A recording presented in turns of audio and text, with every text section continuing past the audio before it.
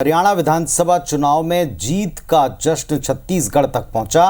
जैसा अभी आपने दिल्ली देखी, वहां छत्तीसगढ़ में भी इस बात को लेकर चर्चाएं चली रही, इस पर बहस छिड़ी रही और आज जब रिजल्ट आया तो यहां कार्यकर्ता जश्न मनाते दिखाई पड़े। बिल्कुल होना भी चाहिए। एक रिपोर्ट है हमारी टीम ने तैयार की है, वो अपने दर्शकों को दिखाते हैं।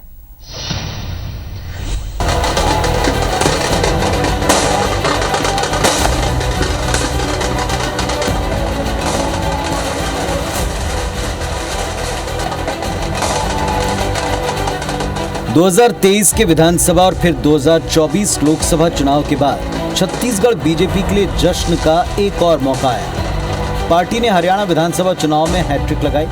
लोकसभा चुनाव में बीजेपी का छत्तीसगढ़ में प्रदर्शन शानदार रहा, लेकिन पार्टी देश में 400 पार के टारगेट से चूक गई। इसके चलते कार्यकर्ताओं में निराशा और बेचैनी रही। लेकिन हरियाणा चुनाव में नतीजों ने साफ कर दिया कि हिंदी हार्टलैंड में मोदी मैजिक और बीजेपी की लहर का असर अब भी बरकरार है और इस बात का छत्तीसगढ़ बीजेपी ने जमकर जश्न मनाया। नरेंद्र मोदी जी के नेतृत्व में पिछले करीब 10 सालों से अधिक समय से भारतीय जनता पार्टी राजनीति में, भारतीय लोकतंत्र के भारतीय राजनीति में एंटी इनकम्बेंसी नहीं बल्कि प्रो इनकम्बेंसी का पर्याय बनती जा रही है। भारतीय जनता पार्टी प्रचंड बहुमत के साथ फिर से वहां सरकार बना रही है और ये माननीय देश के प्रधानमंत्री मोदी जी का जादू है।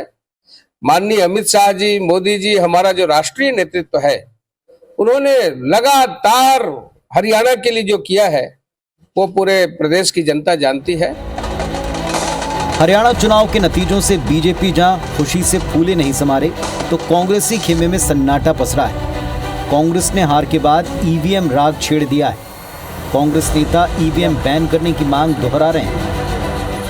हमने क्या कम किया और दूसरे ने क्या अच्छा किया, दोनों तरफ से आकलन होना चाहिए कि हमारी तरफ से कमियां क्या रह गई, हमारे प्लस क्या थे, हमारे माइनसेस क्या थे, दूसरे के प्लस क्या रहे, उनके जो माइनसेस थे वो हैं, उनके प्लस क्या थे। तो आकलन जब भी हो दोनों पक्ष को लेके होना चाहिए और होता है। परिणाम से ऐसा लगता है कि ये जो ईवीएम है उसमें काफ़ी कुछ गड़बड़ करने का गुंजाइश है और इसमें किया गया। हरियाणा चुनाव का परिणाम देखने के बाद ऐसा लगता है कि इस देश से ईवीएम में तत्काल बैन लगा देना चाहिए, चुनाव प्रक्रिया से ईवीएम को हटा देना चाहिए। जम्मू कश्मीर में भले बीजेपी की सरकार बनने का सपना टूटा हो, लेकिन हरियाणा चुनाव के नतीजों ने इसकी भरपाई की। 10 साल सत्ता में रहने के बावजूद बीजेपी ने एंटी इनकम्बेंसी फैक्टर को पूरी तरह बेअसर कर दिया।